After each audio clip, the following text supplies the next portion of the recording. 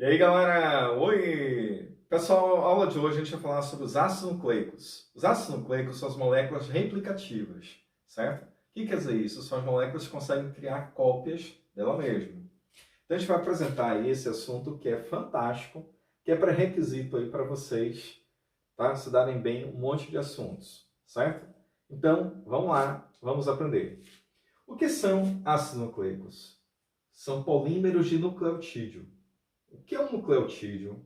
Nucleotídeo é a união de fosfato, pentose e base hidrogenada. O fosfato, certo? É a molécula inorgânica que vai estar ligado então à pentose, que é o açúcar de 5 carbonos. Como vocês podem perceber, existem dois tipos de pentose. Olha aí na imagem, que aí vocês vão ver que existe a desoxirribose e a ribose.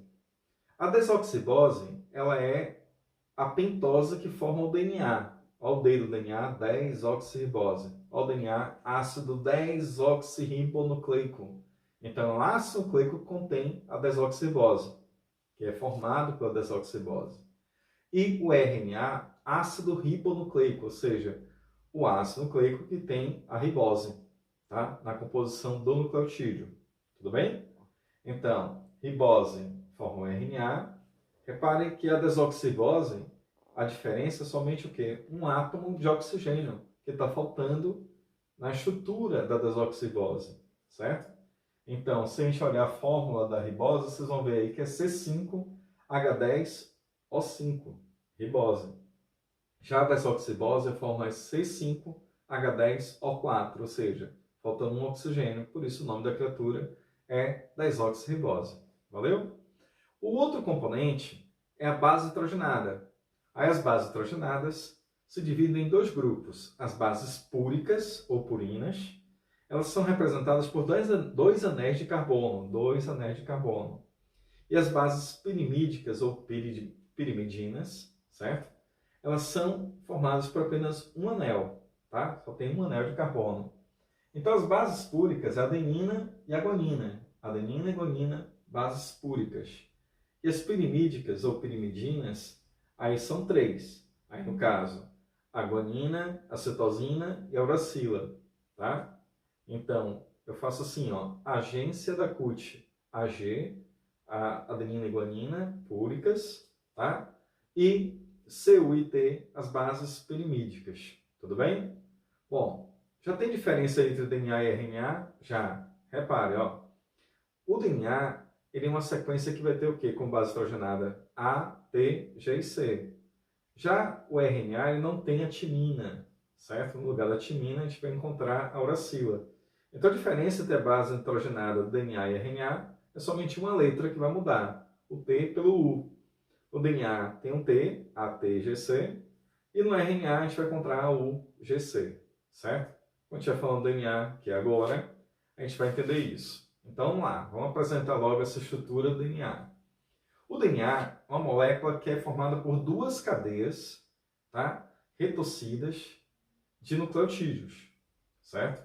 Onde uma cadeia ela está de cabeça para cima e a outra cadeia ela está de cabeça para baixo. Aí a gente chama isso de antiparalela. Então, uma cadeia de cabeça para cima, a outra para baixo. A cadeia de cabeça para cima a gente chama 5 linha. E a que está de cabeça para baixo a gente chama de 3 linha, certo? E aí a gente tem lá duas cadeias antiparalelas. Beleza. Elas são unidas pelas bases nitrogenadas. Então você tem um esqueleto lá, que é fosfato desoxirribose dos nucleotídeos. E na escada, os degraus da escada são as bases hidrogenadas. Aí onde o A ele sempre vai se ligar a T e o G sempre vai se ligar a C. Aí, então a gente chama isso de complementariedade. Quer dizer que se eu tenho uma sequência A, T, G, C, A, aí quer dizer que do outro lado eu vou ter T, né? Ligado ao G vai ter o C, aí ligado ao C vai ter o G, ligado ao T vai ter o A, e aí vai. A gente pode resumir essa história assim, ó. Todo Agnaldo é Timóteo e toda Gal é Costa. Então todo A ele vai estar ligado a T por duas pontes de hidrogênio e o G e o C vai estar unido por três pontes de hidrogênio, certo? Essas pontes de hidrogênio são interações, lembra? Que ocorrem entre moléculas que têm lá afinidades com hidrogênio. é H com FON, né? Ou seja, o hidrogênio com flúor, com oxigênio e nitrogênio. Como as bases nitrogenadas têm nitrogênio e oxigênio, então elas podem interagir dessas formas com hidrogênio, formando aí as pontes de hidrogênio. Tá? Então, A e T são duas pontes, Agnaldo Timóteo, e Gal Costa são 3 pontes de hidrogênio. Tá certo? Beleza. Vamos lá. Então, DNA, resumindo, é uma dupla hélice complementar antiparalela.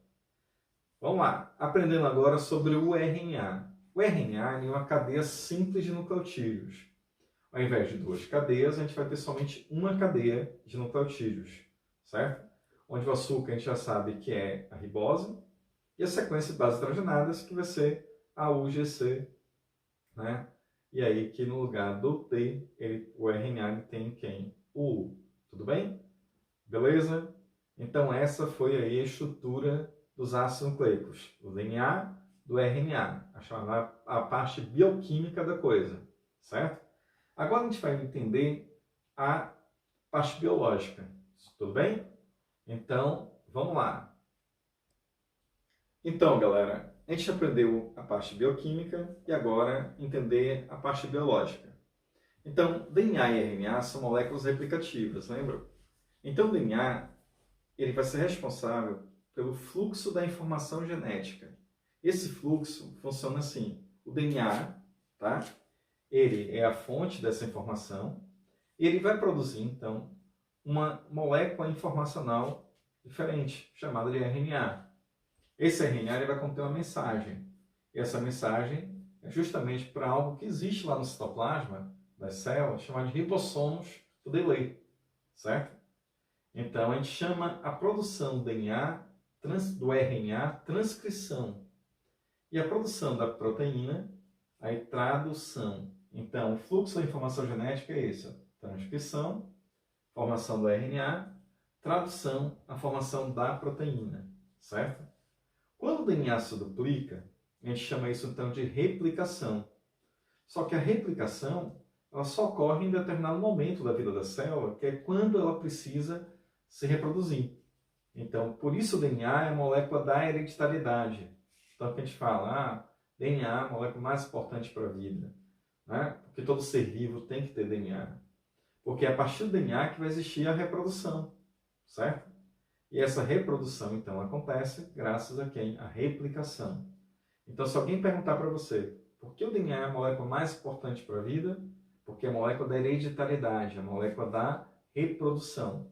Então, a célula só vai se reproduzir, o organismo só vai se reproduzir porque ele tem DNA, e esse DNA consegue criar cópias dele mesmo. Então, por isso que esse processo é chamado de replicação. Olhem aí no quadro, olhem que lindo, a replicação, como é que acontece. Então, o que vocês estão vendo é o seguinte, que a partir de uma molécula, você vai ter o quê? 2. Tá? Então, a primeira coisa que a gente tem que entender sobre replicação é que a replicação ela é semi-conservativa. O que quer dizer isso? Ela conserva metade. Então, durante o processo lá de replicação, a fita velha, tá? Ela vai dar origem à fita nova. Então, lembra que tem o 5' e 3'? Então, a molécula 5' vai dar origem a uma 3' nova, e a 3' velha vai dar origem a uma 5' nova. E no final, a gente vai ter 2 moléculas completamente o quê? Idênticas, certo? Então, 2 moléculas completamente iguais.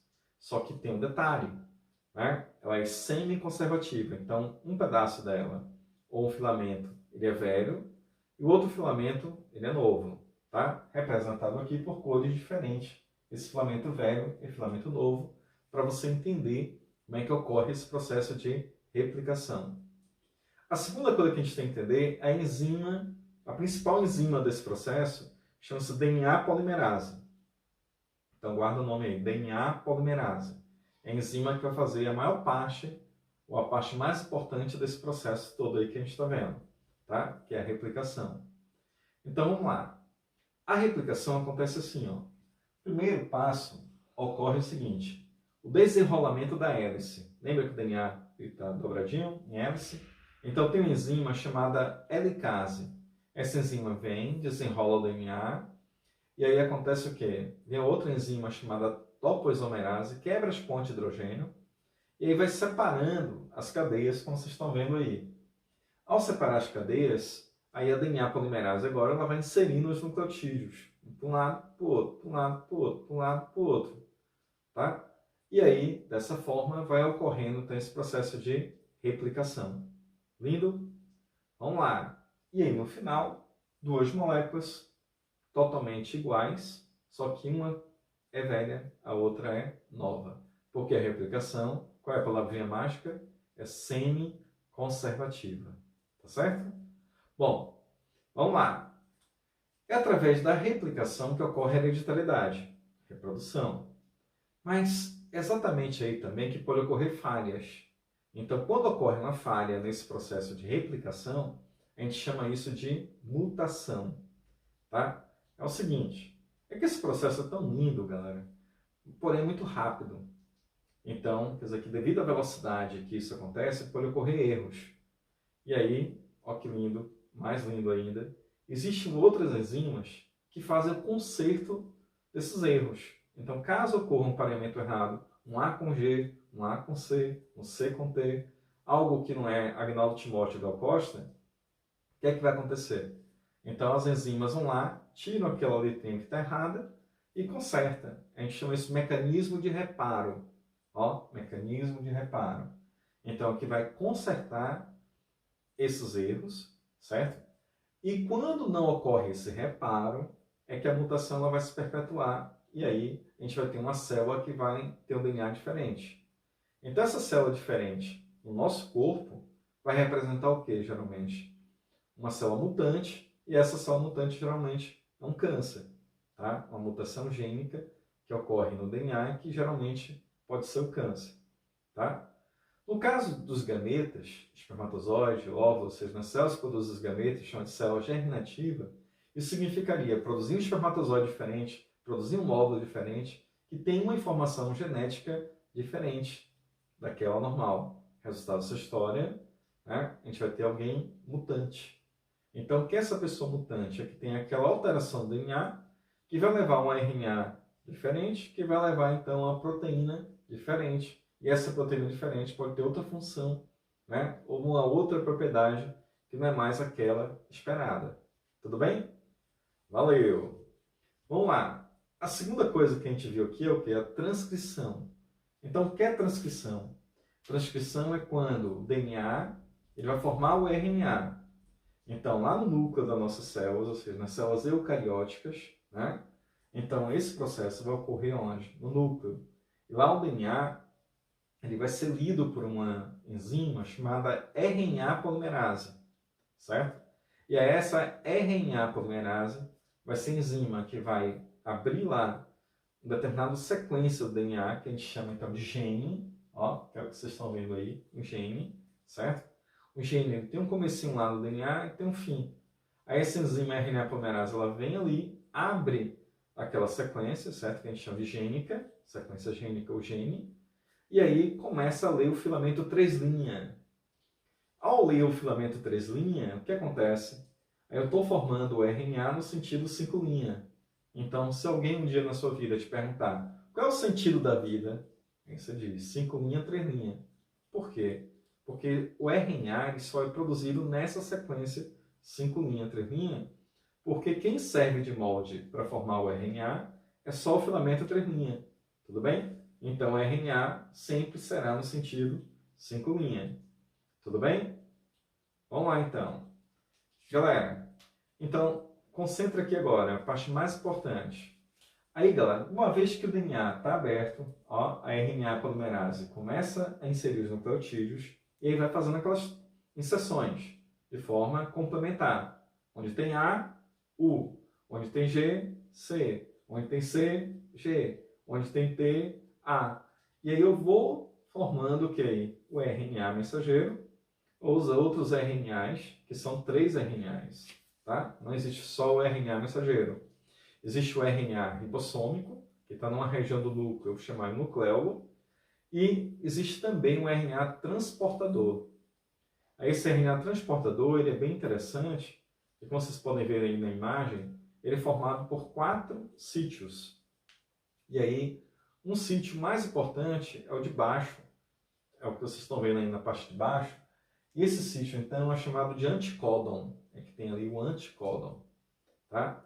E o outro sítio ali, você vai ver que é o que interage com o ribossomo, certo? Tem essa interação com o ribossomo. O outro sítio, o de cima, é o que faz a ligação com os aminoácidos, certo? Para fazer a ligação com um determinado aminoácido. E aí, por isso, o RNA-T, ele vai transportar um aminoácido específico. Então, esse RNA-T a gente chama de RNA transportador, tá? RNA-T transportador. E como é que ocorre esse transporte? Através do anticódon, que a gente vai ver daqui a pouco como é que isso funciona. Então, vamos lá? Apresentando aí o RNA-T, agora o RNA ribossômico. Então, o que é o RNA ribossômico? É o RNA que forma os ribossomos. Como você pode perceber, o ribossomo tem duas partes, chamadas de subunidades. Aí tem uma subunidade maior e uma subunidade menor. Subunidade, nome estranho, né? Então, maior e menor. Então, elas vão lá, interagem com o RNA mensageiro, e nessa interação com o RNA mensageiro, ele está lá lendo o código genético. E aí a gente vai voltar agora para o RNA mensageiro. Então, o RNA mensageiro é o mais importante, por quê? Porque ele tem informação genética. E essa informação são as letrinhas que estão vendo aí. E essas letrinhas, então, tem um código. Esse código, então, a gente chama de código genético. Tudo bem? Qual é o segredo desse código? Vamos lá, aquele é lido de 3 em 3 letras. Aí, cada 3 letras, a gente chama de códon. Então, o que é um códon? Uma trinca de nucleotídeos, tá? E aí, esses códons, essas bases nitrogenadas estão lá, né? Então, elas vão ter ali uma mensagem, que a gente chama de mensagem genética, e aí cada códon ele vai codificar um aminoácido, certo? E aí, essa tabela que vocês estão vendo aí agora, chama-se tabela do código genético. Então, devido a existir 4 letrinhas, A, U, G, C, né? Então, e elas se pareiam de 3 em 3, então significa o quê? Que eu tenho 4 elevado a 3. Aí vai dar quanto? 64. Então, existem 64 possibilidades. Então, existem 64 códons possíveis. No entanto, só existe 20 aminoácidos. Então, a gente vai entender o que agora? Esse código genético que vocês estão vendo aí, é chamado de degenerado. Olha que interessante. Degenerado. O que quer dizer isso? Quer dizer que alguns códons, mesmo sendo diferentes, eles estão codificando o mesmo aminoácido. Percebam aí a leucina. Olha aí a leucina. Vejam aí a leucina. Ó. Tem 6 códons diferentes para ela. Aí você vai ver que o CU, o CUA, o CUC, o CUG, né? Mas o UA, o UG, eles codificam a leucina. Então são 6 códons diferentes para um só aminoácido. Então por isso que a gente diz que o código é degenerado. Então o que quer dizer uma coisa degenerada? Quer dizer que não é perfeita. Isso é bom ou ruim? É bom demais. Por quê? Porque assim, galera, ó, se acontecer uma mutação, né? A mutação não é alterar uma letrinha. Então, se de repente você só muda uma letra só, você tem uma grande possibilidade, tá, de gerar o mesmo aminoácido. Perfeito? Quer dizer que você pode trocar a letra e de repente o que acontece? Gerar o mesmo aminoácido. Tudo bem? Então, esse é o segredo aí do código ser degenerado. A vantagem, né? Evolutiva. A segunda coisa do código genético, que é o que vocês têm que saber muito agora, é que esse código ele é universal. O que quer dizer isso? Universal. Quer dizer que ele é o mesmo. Naquela tabelinha que vocês estão vendo aí, essa tabela aí, ela é universal. Então não importa se é uma planta, se é um fungo, se é uma bactéria, tá? Até em um vírus, esse código genético ele é o quê? Universal. Porque o código é a tabela, entende? É essa tabelinha que está aí, que vocês estão vendo. Então foi isso que os cientistas descobriram, tá? E aí o que acontece? Todo ser vivo está submetido a esse código genético. Então o meu código genético é igual a de uma formiga, de um elefante, certo? Então toda vez que a questão vem lá, alterou o código genético a mutação. Mentira. Não alterou o código genético, alterou a base nitrogenada, alterou o nucleotídeo, mas não alterou o que, gente? O código genético, porque o código é essa tabela. Tudo bem? Então você alterou a sequência de nucleotídeo do DNA, mas você não alterou o quê? O código genético, porque o código é essa tabela, tá? Curiosamente, existe aí 3 seres vivos somente, tá? Que tem um código aí ligeiramente diferente. Por quê? Porque neles existe 22 aminoácidos e todos os seres vivos só têm 20, tá? Aquela história dos aminoácidos naturais, essenciais, então são somente 20. E no caso desses 3 seres aí, tá? Que são bactérias e um fungo, aí no caso deles, dessas 3 espécies, é que é diferente, tudo bem? Então, a gente pode aí arredondar isso e dizer, é universal, é o mesmo para todos os seres vivos, certo? Mas se a questão também estiver dizendo é quase universal, é que já está incluindo aí aquelas 3 exceções que existem, tudo bem? Bom, agora, gente, a gente vai ver esse negócio em ação. A gente vai ver aí a tradução. Então, a tradução é essas 3 coisas que a gente aprendeu aí, ó. O RNA mensageiro, ribossômico, transportador, os 3 em ação. Aí, nessa animação que vocês estão vendo, aí já começa lá, o DNA formando o RNA, certo? Aí, o que vocês estão vendo? Que esse DNA vai formar ali o RNA mensageiro. Esse RNA mensageiro, ele sai do núcleo, né? Vai para o citoplasma, chegando lá no citoplasma, os ribossomos fazem a leitura e vai inserindo os nucleotídeos. Aí a sensação de nucleotídeos, né? Ó, aí leva em consideração que ali códon, anticódon. Então o ribossomo é só o lugar onde permite que ocorra essa interação do códon e anticódon. E quando isso bate certinho, aí acontece o quê? A liberação do aminoácido naquela parte ou sítio P lá do cromossomo, do ribossomo. E aí ocorre a união dos aminoácidos, que a gente chama isso de ligação peptídica, que é a ligação, então, que forma, né, as proteínas, que é a união de vários aminoácidos. Beleza? Bom, o que mais que a gente tem que entender? 2 coisas, tá? É que quando ocorre a transcrição, existe ainda também um processo chamado de splicing. Então, o que é o splice? Splice é quando o DNA forma o RNA, mas esse RNA ele tem sequências, tá, que não são traduzidas, ou seja, que o ribossomo não está lendo. Então, como é que os caras descobriram isso? Olha que interessante. Eles viram que o RNA mensageiro no núcleo ele era grandão, mas quando ia para o citoplasma ele estava pequenininho. Então, o que é que os cientistas descobriram? Pô, tem alguma coisa acontecendo com o RNA do núcleo. Eles perceberam, então, que esse RNA estava sendo cortado. E aí viram, então, que tinha sequências chamadas de introns, intron, que vai ficar dentro, tá? E exon é o que sai. Então, o exon é que vai a sequência que vai ser lida pelo ribossomo para formar uma proteína. Já o intron é a sequência que não vai ser lida. E aí, alguns cientistas chamam lá de lixo genético, né? Chamavam lá de lixo genético. E hoje, a gente sabe que o intron são sequências evolutivas, ou seja, durante o processo de evolução, a gente conservou o DNA, tá? E de repente o que acontece? Aquele DNA, aquele RNA, ele não é mais lido. E aí você tem essa coisa que ele chamava de lixo, porque ele não é lido. Está ali fazendo parte do nosso genoma, mas ele não forma a proteína. Então a gente chama isso de intron. Bom, a segunda coisa, para a gente fechar a aula, é o splicing alternativo. O que é splicing alternativo? Bom, é que nos humanos, principalmente nos humanos, aí o que acontece?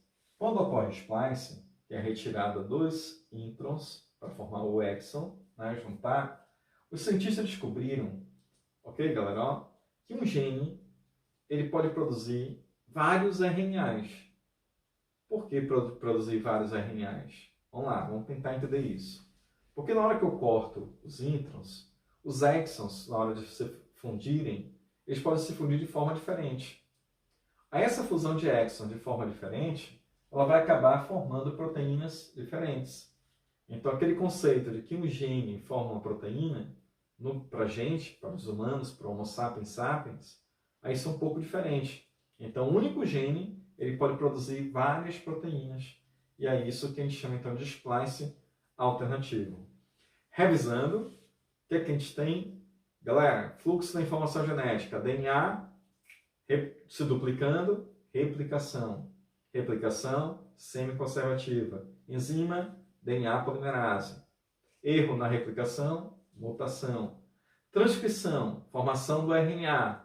Né? Erros nesse processo, aí não vai acontecer nada. Porque, na verdade, olha aí, a transcrição é o quê? É a formação do RNA. Tudo bem?